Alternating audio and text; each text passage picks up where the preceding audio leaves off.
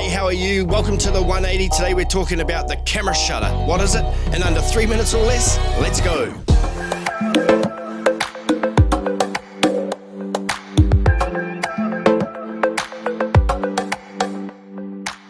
Well, thank you for joining along. I hope you're well wherever you're watching from in the world.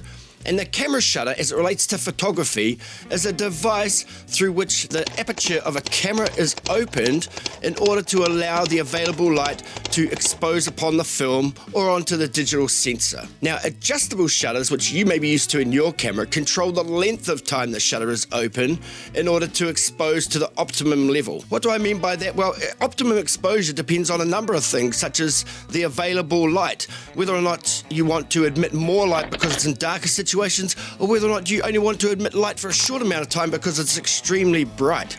There are also other things to consider, such as whether or not you wish to incorporate some controlled motion blur into your shot, or whether or not you want to eliminate it altogether and freeze that motion. Also, sometimes shutter speed is critical when it comes to working on your depth of field. If you want to narrow down your depth of field, you are actually emitting more light onto the sensor, so you may wish to speed the shutter up so it doesn't overexpose your image. Whereas if you're taking macro shots, for instance, you're actually stopping your aperture right down, which means you're going to have to slow or lengthen your shutter speed out in order to collect enough light to actually expose for the aperture setting you're on. Okay, first of all, let's kick into what the shutter actually is. Now, traditionally it has been a layer of fabric or some other medium in between the film and the sensor of the camera, which essentially keeps the light off it. At the time of the exposure, the fabric withdraws away from in front of the film and the sensor, and at that point the light starts falling onto it, delivered by the lens.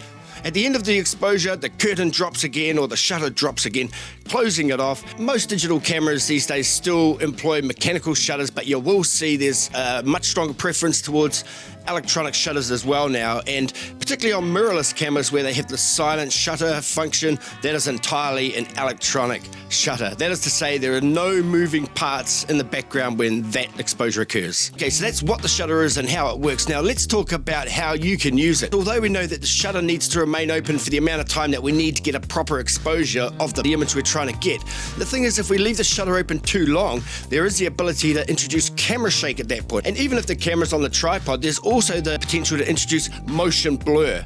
Now, bear in mind that motion blur is generally a moving subject downrange from the camera, whereas camera shake is actually being caused by movement of the camera itself. There is a general rule of thumb when you're handhelding a camera, which is to say that your shutter speed needs to match the focal length of the lens you're using in order to eliminate camera shake from the final image. So for instance, if you're on a full frame camera and you're shooting with a 50mm lens, well then your shutter speed needs to be at least 1/50th of a second in order to make sure that there's not going to be any camera shake.